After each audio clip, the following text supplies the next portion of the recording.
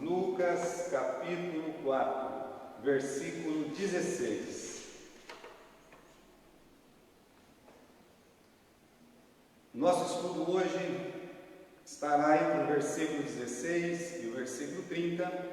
Nós vamos estudar a volta de Jesus para Nazaré, continuando aquele estudo de domingo à noite, quando nós falamos que Jesus, ele é o nosso maior tesouro.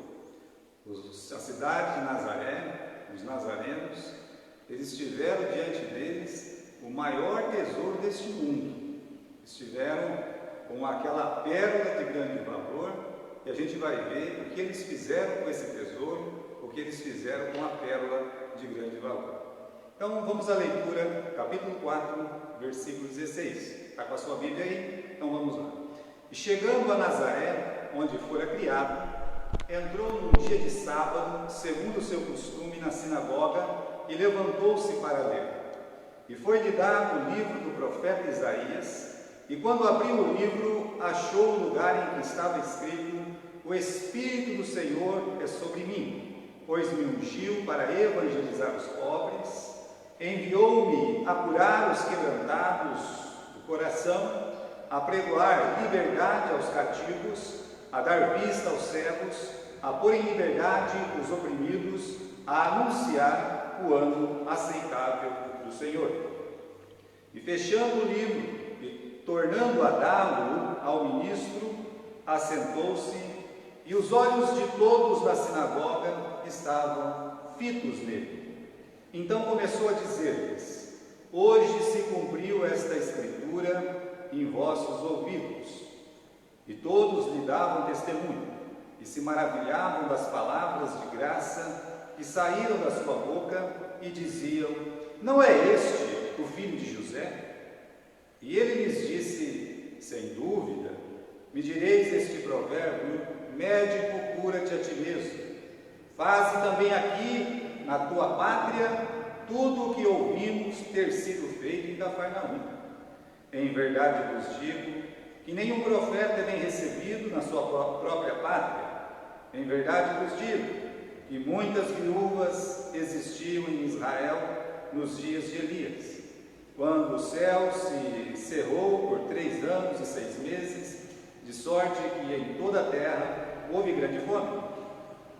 E a nenhuma delas foi enviado Elias, senão a Serepta de Sidom, a uma mulher viúva. E muitos leprosos haviam em Israel no tempo do profeta Eliseu, e nenhum deles foi purificado, senão Naamã, o sírio. E todos na sinagoga, ouvindo estas coisas, se encheram de ira, e levantando-os, o expulsaram da cidade, e o levaram até o cume do monte, em que a cidade deles estava edificada, para dali o precipitarem. Ele, porém, passando pelo meio deles, retirou-se. Oremos. Senhor nosso Deus, nosso Pai querido, nós agradecemos por ter essa oportunidade de chegar, Senhor, em cada lar, de chegar em cada casa dos nossos irmãos que hoje estão confinados, Senhor, em seus lares. Eu peço a Ti, Senhor, que ajude a sua igreja, que ajude o seu povo, que ajude, Senhor, a nossa nação, que ajude, Senhor, este mundo a passar por esse momento terrível por causa desse vírus.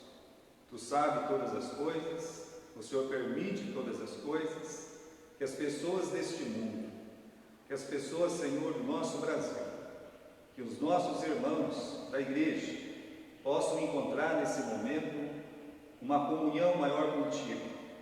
Aqueles que não te conhecem, Senhor, que venham conhecer a Jesus Cristo como o único e suficiente Salvador. Peço a Tua bênção, Senhor, na anunciação da Tua palavra. Fala pela boca do Seu servo, em nome de Jesus. Amém. Meus irmãos, nós lemos esse texto. Esse texto ele conta da rejeição de Cristo pelos seus conterrâneos, os nazarenos. Nazaré era uma pequena cidade da Galiléia e uma cidade de má fama. Não era uma cidade de boa fama, sofria de péssima fama. É o que nós percebemos quando Filipe, ele encontra Natanael, lá no capítulo 1 do livro de João. Ele encontra Natanael e diz: olha, havemos achado aquele de quem Moisés escreveu na lei e os profetas, Jesus de Nazaré, filho de José. O Filipe ficou indignado. O Natanael ficou indignado. Mal o Filipe mencionou a cidade de Nazaré, e aí Natanael já mandou ver, né? Pode vir alguma coisa boa de lá? Então Nazaré, até pelo que eles fizeram com Jesus, eles não tinham uma fama boa. E de onde veio essa fama ruim? Bem, talvez por causa da sua posição geográfica, um lugar onde as caravanas paravam, vindo de Jerusalém, vindo de Damasco, talvez pela sua distância de Jerusalém. Há de se lembrar, irmãos, pelo capítulo 7 de João, que os galileus, para os judeus ortodoxos lá de Jerusalém, todos os galileus, nenhum prestava para muita coisa, né? Vê que da Galiléia no seu profeta saiu o profeta Naum, mas os galileus em geral, portanto os nazarenos estão incluídos aí, eles não tinham uma boa fama lá em Jerusalém. Agora, há de se entender que tem alguns lugares que são de difícil acesso da palavra de Deus. Alguns lugares são mais difíceis mesmo. Você vê, Sodoma, Gomorra, a palavra de Deus diz que eles eram grandes pecadores contra o Senhor, a ponto de ser destruído. Também você encontra no livro de Juízes a rebeldia da cidade de Gibeá. Também essa cidade é chamada de perversa, muito perversa. Paulo, quando estava em Atenas, a palavra de Deus diz que ele ficou constrangido, né? Compungiu o seu coração, as suas entranhas. Por quê? Porque a cidade, ela era uma cidade entregue à idolatria. Então nós consideramos que existem lugares em que o Evangelho ele encontra sim uma resistência maior. E o que faz ter uma resistência maior? Ah, pastor, é porque naquela cidade tem grandes pecadores. Não é verdade. Todas as cidades têm grandes pecadores. Todas as cidades vai ter as suas prostitutas, os seus ladrões, os seus assassinos. Nenhuma cidade está isenta de grandes pecadores. Agora, o que revela a dureza é o quê? Não é o pecado que existe naquela cidade. O que revela a dureza é a incredulidade, é a incapacidade de arrependimento, de querer mudança, de aproveitar as chances dadas por Deus. Agora, não tem lugar onde Deus não pode operar. Deus ele pode operar em todos os lugares. Veja Nínive. A palavra de Deus diz que ela era uma cidade cheia de sangue. O que Deus fez? Deus mandou Jonas, uma pregação simples, de 7 palavras.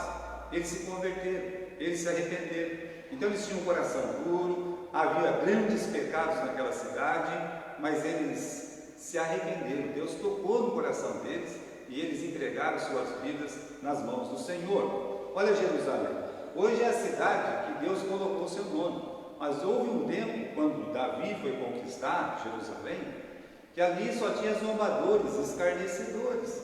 E o que Deus fez? Deus entrou lá dentro. Mesma coisa com Nazaré. Nazaré, nós estamos vendo aqui, há uma dureza, eles vão tentar precipitar Jesus. A fama de Nazaré era uma fama ruim, péssima, é verdade, né? Mas nós temos que lembrar que de lá saiu Maria. Foi lá para Nazaré que o anjo Gabriel foi enviado para anunciar o nascimento de Jesus. Lá em Nazaré tinha um homem justo chamado José. Também o anjo foi lá e conversou com José. De Nazaré saíram os irmãos de Jesus. De Nazaré saiu Jesus, o grande tesouro de Deus, essa pérola preciosa de grande valor. Então não há lugar onde Deus ele não pode operar. Se você dá uma olhada no capítulo 2, volte um pouquinho aí, capítulo 2, versículo 39, diz que quando acabaram de cumprir, segundo toda a lei do Senhor, voltaram a Galiléia para a sua cidade de Nazaré. E o menino crescia e se fortalecia em espírito. Então Jesus ele cresceu em Nazaré. A palavra de Deus diz que lá em Nazaré ele cresceu em espírito. No versículo 52, Jesus ele crescia em sabedoria, e em estatura, e em graça para com Deus e para com os homens. Então, a cidade de Nazaré tinha diante dela esse grande tesouro, não somente que crescia diante de Deus, mas também crescia diante dos homens. Jesus, ele cresceu à vista de todas aquelas pessoas. Não era um lugar tão grande, era um lugar pequeno. Nazaré, alguns historiadores dizem que tinha no máximo 500 pessoas, digo que seja 5.000 pessoas, uma cidade de 5.000 pessoas. Já morei numa cidade de 5.000 pessoas, todo mundo conhece todo mundo. Então Jesus, capítulo 4, versículo 16, diz que ele volta para Nazaré. Então ele está lá, né? No momento que ele voltou, versículo 16, chegando a Nazaré, onde fora criado, entrou num dia de sábado, segundo o seu costume, na sinagoga.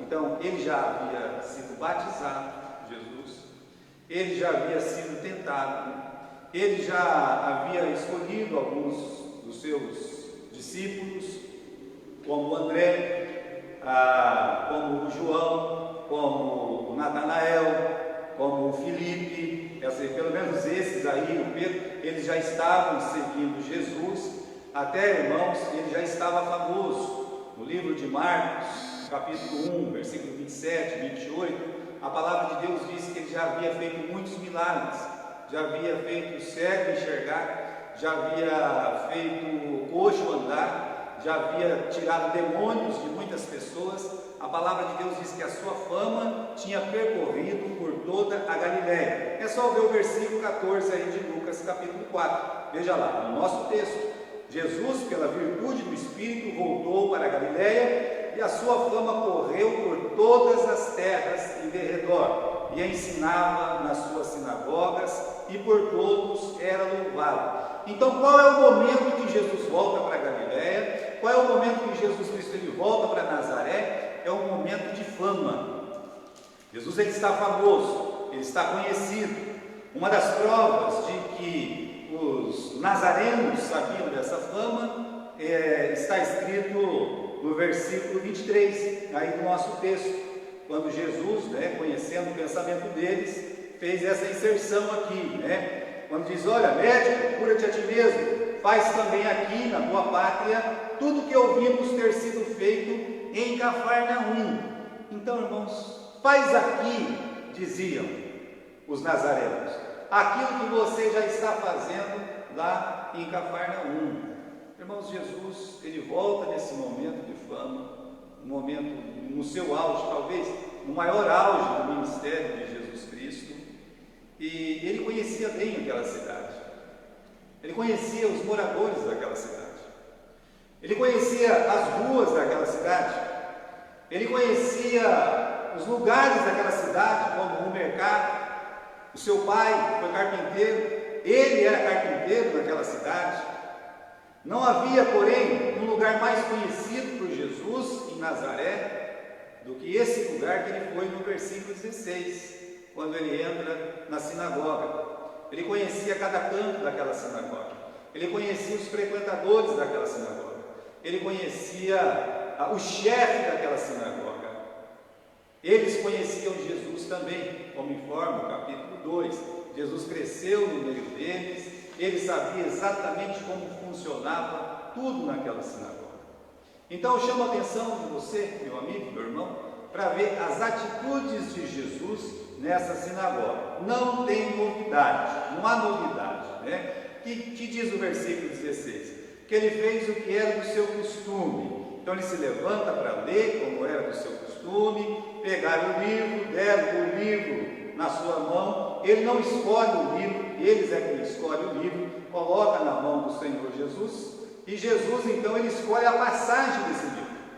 E o texto que ele lê aqui, no versículo 18 e 19, é: o Espírito do Senhor é sobre mim, pois que me ungiu para evangelizar os pobres, enviou-me a curar os quebrantados de coração, a pregoar liberdade aos cativos, a dar vista aos cegos, e pôr em liberdade os oprimidos, e anunciar o ano aceitável do Senhor. Esse texto está no capítulo 61 do livro de Isaías, no versículo 1 e versículo 2. Depois de ler o texto, a palavra de Deus diz que ele fechou o livro, versículo 20. Fechando o livro, tornou a dá-lo ao ministro, assentou-se e todos estavam olhando para ele, e ele disse: hoje se cumpriu a escritura que acabais de ouvir. Antes de ver a reação dos nazarenos, repare a linda mensagem que fez o nosso Senhor Jesus. Primeiramente, uma mensagem bíblica. Ele buscou na fonte, ele foi na palavra, ele foi nas escrituras. Apenas leu apenas 2 versículos, mas 2 versículos tirados da palavra do Senhor, não de estudos humanos. Foi uma mensagem oportuna porque os nazarenos, eles precisavam ouvir aquela mensagem, precisavam ouvir aquela palavra. Foi uma mensagem evangelística porque visava tocar no coração de cada um dos nazarenos que estavam ali naquela sinagoga. Então, não somente bíblica, oportuna, evangelística, para que eles conhecessem o Messias, o Salvador, mas principalmente foi uma mensagem corajosa. Uma mensagem corajosa porque tocou num ponto muito importante. Jesus conhecia o coração dos nazarenos, sabia que eles não acreditavam naquele Jesus, naquele Messias. Então Jesus, ele fala aquilo que eles precisam ouvir e não o que eles queriam ouvir. Por isso corajosa, porque toca num ponto importante que impedia eles de chegar ao Salvador, que é a cegueira espiritual, que é a dureza dos corações, essa cegueira incrédula. E aí, com toda a simplicidade, veja só, ele levantou, ele abriu o livro, ele achou o lugar, ele fechou o livro, ele se sentou e ele fez uma consideração. A consideração foi: hoje se cumpriu a escritura que acabais de ouvir. Bem, irmãos, antes de chegar na reação dos nazarenos, nós temos uma pergunta para fazer. Vamos tentar defender os nazarenos aqui, então, pela incredulidade dos próprios. Será que eles podiam perguntar: será que Jesus, ele não estava enganando aqueles ouvintes, os nazarenos, ao dizer que aquele texto se referia a ele? Não é muita ousadia de Jesus entrar numa sinagoga, sentar, levantar, pegar o livro na mão e aí ler um texto da Bíblia e dizer assim: eis aqui o Messias que vocês esperam? Não é muita ousadia isso? Bem, essa é uma das acusações que os judeus de todos os tempos, inclusive os judeus hoje, eles fazem contra Jesus, dizendo que Jesus não é o Messias.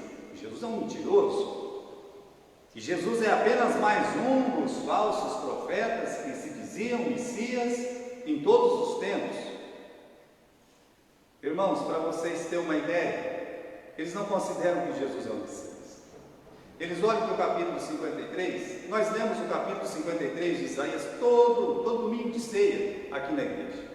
Não há um domingo de ceia nesses 17 anos de ceia para a nossa igreja aqui, a Igreja Batista da Fé em Marília, que a gente não lê um texto que chegue pelo menos até o versículo 5, versículo 6, 7 do livro de Isaías, capítulo 53. Veja só, eles dizem assim: não, esse texto aqui, Isaías 53, veja só, aqui não é Jesus, aqui não é Jesus, aqui é Jacó. É só olhar o capítulo 42, só olhar o capítulo tal lá, e assim transforma o servo, que é Jesus, o Messias, na pessoa de Jacó ou na pessoa de Israel. É o que eles fazem. Agora, eles não conseguem entender os elementos que tem essa profecia, claros, evidentes, que falam sobre Jesus. Eles não conseguem entender, por exemplo, elementos humanos, desde o capítulo 52, que diz que o meu servo operará com prudência. Eu pergunto para você, meu amigo, quando é que Israel ou quando é que Jacó operou com prudência, não é? Vai ser engrandecido, elevado, muito sublime, como pasmaram muito à vista dele. Muitas pessoas ficaram vendo Jerusalém destruída, né? Sua aparência estava desfigurada, mais do que outro qualquer, e a sua figura mais do que a de outros filhos dos homens. Está falando de um homem, está falando de Jesus. Veja o elemento humano. Assim fará muitas nações, os reis fecharão a boca por causa dele, por aquilo que não lhes foi anunciado verão, e aquilo que eles não ouviram entenderão. Versículo 2 do capítulo 53, foi subindo como remou perante ele, como uma raiz de uma terra seca, não tinha parecer, nem formosura, olhando nós para ele, nenhuma beleza víamos para que o desejasse. Você pode falar isso de Jesus. Os elementos humanos aí estão claros. Não consegue entender o elemento profético dessa passagem. Que elemento profético dessa passagem? Por exemplo, você encontra aqui no versículo 7, né? Ele foi oprimido, mas não abriu a sua boca. Israel abriu a boca quando foi oprimido. Israel abre a boca até hoje quando é oprimido. Como um cordeiro foi levado ao matador, como ovelha muda perante os seus tosquiadores, ele não abriu a sua boca. Da opressão dos viventes, pela transgressão do meu povo, ele foi atingido. Veja só, cortado da terra dos viventes, puseram a sua sepultura com os ímpios. É para Jesus essa mensagem. De um lado um ladrão, do outro ladrão. E aí na continuação diz que com o rico na sua morte ele foi posto. Nós sabemos que José de Arimateia cedeu a Jesus a sua sepultura, mas vai mais além. Veja só o que diz aqui a palavra de Deus: porque nunca fez injustiça, nem houve engano na sua boca. Jesus, ele é o Messias esperado, tentando defender aqui os judeus, porque será que Jesus não está enganando eles? Então os judeus, eles não acreditam que Jesus, ele é o Messias. Eles não acreditam que o capítulo 53 se refere ao Messias. Mas eu pergunto aos irmãos, aqui no capítulo 53, no versículo 9, né? Nunca se fez injustiça, nem houve engano na sua boca. Você pode falar isso de Jacó, você pode falar isso de Israel, que nunca teve engano, nunca teve dolo, né? E o mais importante do capítulo 53 se encontra no versículo 5 e versículo 6. Ele foi ferido pelas nossas transgressões e moído pela nossa iniquidade. O castigo que nos traz a paz estava sobre ele, e pelas suas pisaduras nós fomos sarados. Deixa eu dizer, você pode dizer isso de Jacó, você pode dizer isso de Israel, que Israel pode fazer uma expiação por você.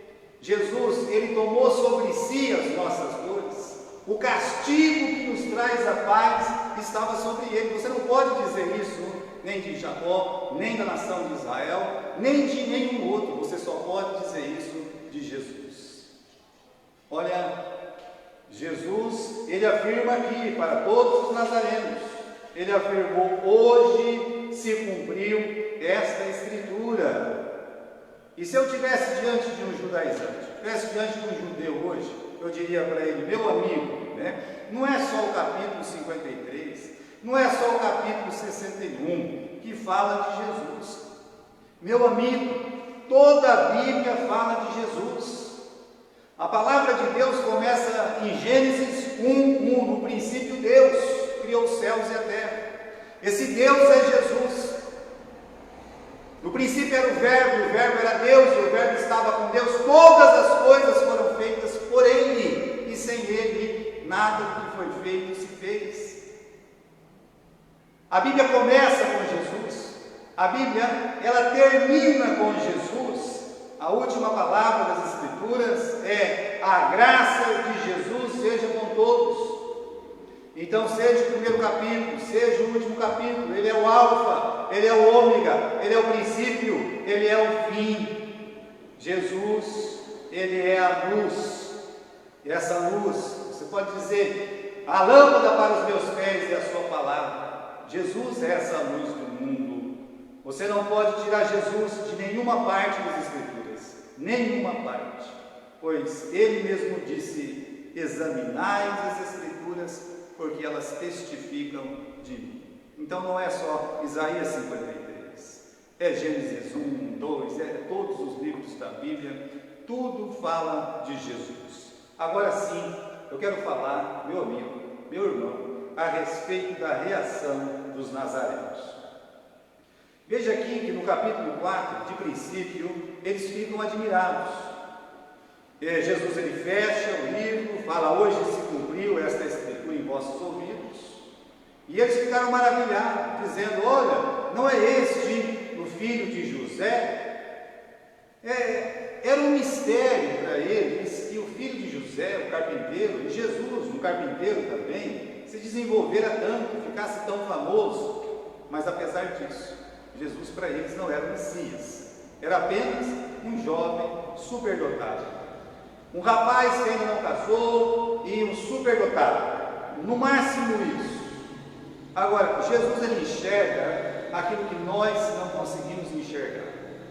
Então, quando eles perguntam assim: não, calma lá, não é esse o filho de José? A gente não conhece as irmãs dele, como ensina o livro de Mateus, o livro de Marcos, a gente não conhece a família dele aí, a gente não conhece Maria, sua mãe, as suas irmãs, calma lá, né? Então Jesus, conhecendo o que tinha no coração deles, ele cita essas palavras: vocês vão me dizer, médico, cura-te a ti mesmo, faz aqui essas maravilhas que ouvimos que você fez lá em Cafarnaum.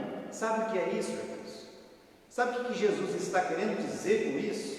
É que havia no coração dos nazarenos um sarcasmo, né? Uma zombaria sarcástica que foi muito bem ilustrada por Jesus. Eles estavam zombando de Jesus em seus corações, quando Jesus fechou o livro e disse: hoje se cumpriu esta palavra. Olha, a verdadeira reação veio depois de Jesus revelar o que tinha em seus corações.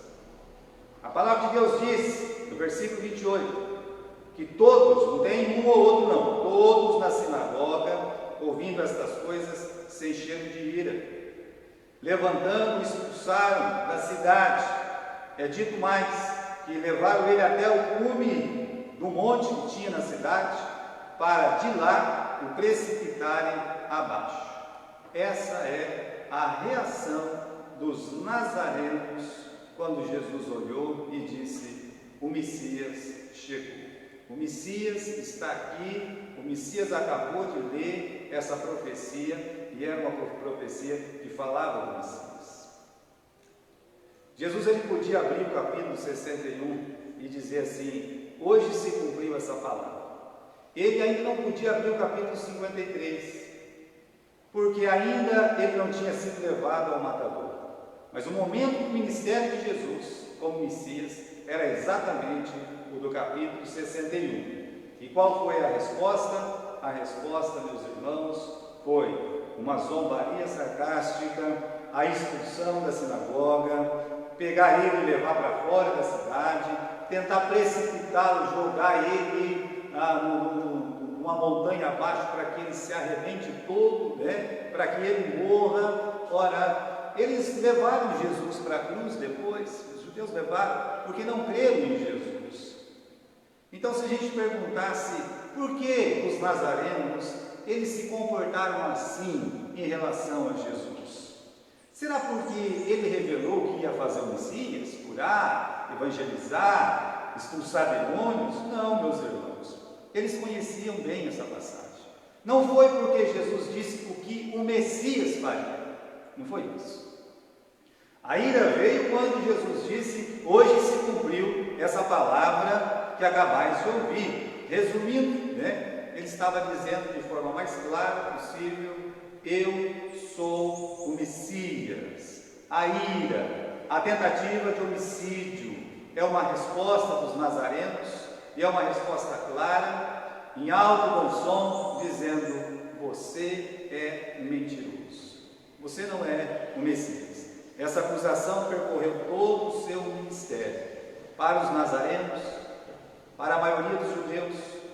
Cumpre-se aquela palavra de João no capítulo 1: veio para o que era seus, e os seus não o receberam. Para eles Jesus era um falsário, um falso profeta, um Messias auto-intitulado, e por isso tentaram matá-lo, não somente em Nazaré, até chegar ao ponto de o crucificarem lá na cidade de Jerusalém.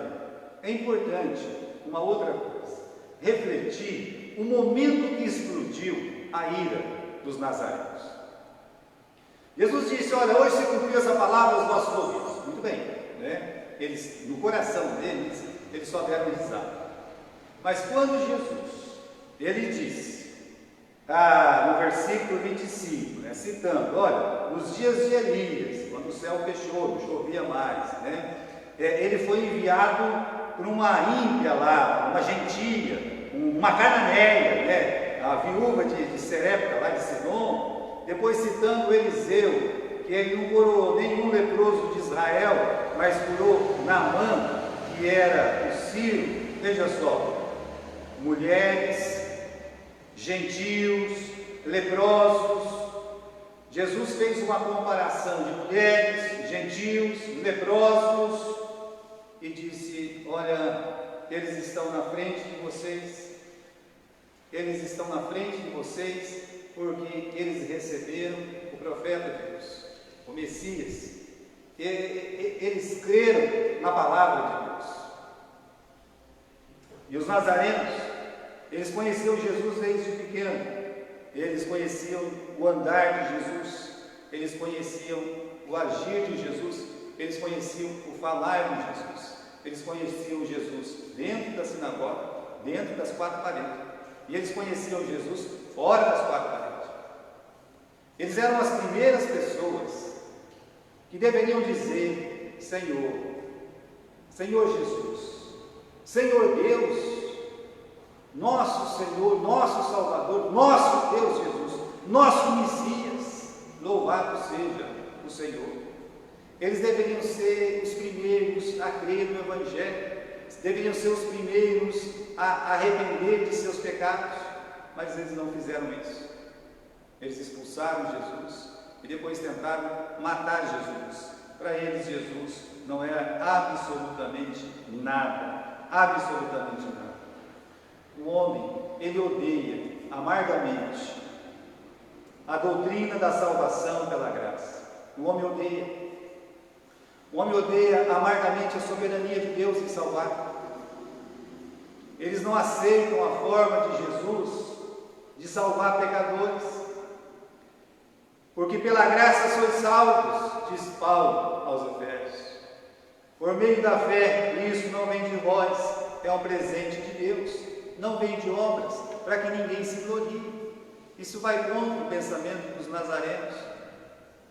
Eles não aceitam a soberania de Deus em salvar pecadores pela graça, por meio da fé, sem a ajuda de obras humanas. Paulo disse: aprove a Deus salvar os crentes pela loucura da pregação. A palavra da cruz é loucura para os que perecem. Então, é uma loucura, para eles era uma loucura, a loucura da pregação, a loucura da cruz. Os nazarenos e os novos nazarenos de hoje, eles têm os olhos vendados com o véu, como diz o apóstolo Paulo. Eles não conseguem enxergar além, eles não conseguem ver o Messias que Deus enviou. Por isso, tanto desprezo ao nosso Senhor, ao nosso Salvador. Eles não conseguem ver esse tesouro, essa pérola de grande valor. Eu quero dizer a você, meu irmão, que apesar dessa rejeição, apesar de Jesus Cristo ter sido quase que morto ali, porque tentaram precipitá-lo, ele não guardou nenhum rancor dos nazarenos. Se os textos de Mateus e Lucas não são os mesmos aqui no capítulo 4, então é provável que ele voltou mais uma vez lá em Nazaré e novamente ele foi rejeitado. Ele, por exemplo, ele não se envergonhava de usar o epíteto, o apelido de Jesus de Nazaré, ou Nazareno. Ele não tinha vergonha. Para ele, ele nunca disse: não me chame de Nazareno, porque os nazarenos não me receberam, de jeito nenhum. Mas a questão que importa aqui para nós, hoje, para mim e para você, é o seguinte: o que Jesus significa para você? Como eu disse, para os seus conterrâneos, para as pessoas que viram ele crescer sem nunca ter pecado, para aquelas pessoas que conheciam o testemunho vivo de Jesus, para aquelas pessoas, Jesus era um mentiroso. Jesus não era nada. Jesus era alguém que precisava morrer não para salvá-los, não para expiação, mas porque ele era um falsário. Mas o que Jesus significou, por exemplo, para Maria, sua mãe, que também era de Nazaré? Veja naquela oração que ela faz, depois de saber que vai dar a luz ao Filho de Deus. Ela diz: a minha alma engrandece ao Senhor, o meu Deus, o meu Rei, o meu Salvador. Então Maria, ela sabe que ela tem um tesouro dentro dela. E depois que esse tesouro, ele nasce, ele cresce, Maria segue a seu próprio filho. É Maria que está lá debaixo da cruz com o seu próprio filho. É Maria que está junto com os irmãos na igreja primitiva, no livro de Atos. Ela entendeu que Jesus é esse tesouro escondido e que foi revelado para ela. Não somente Maria. Você pode pensar, por exemplo, em outras personagens, como Tomé. O Tomé teve um momento de dúvida, mas depois ele olha para Jesus, ele diz: Senhor meu e Deus meu. Então, para Tomé, Jesus era o Senhor, Jesus ele era Deus.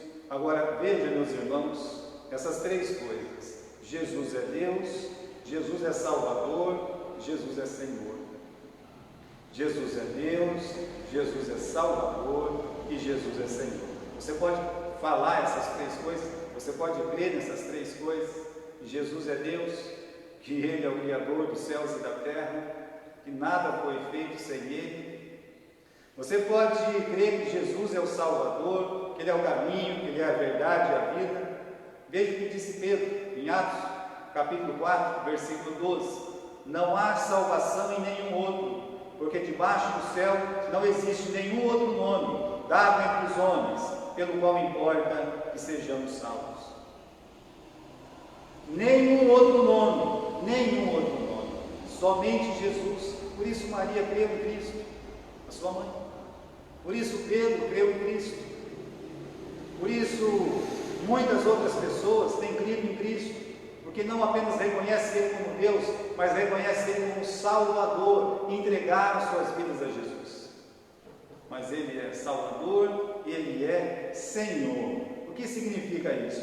Que Ele é o meu dono, que Ele é quem manda em mim. Significa que o meu coração é dele, minhas mãos são dele, meus olhos são dele. Tudo que eu tenho lhe pertence. Jesus Cristo, Ele é Deus. Jesus Cristo, Ele é o Salvador, e Jesus Cristo, Ele é o Senhor. Impossível os nazarenos dizer isso, porque não viram em Cristo o Messias, aquele que havia de vir e salvar os pecadores.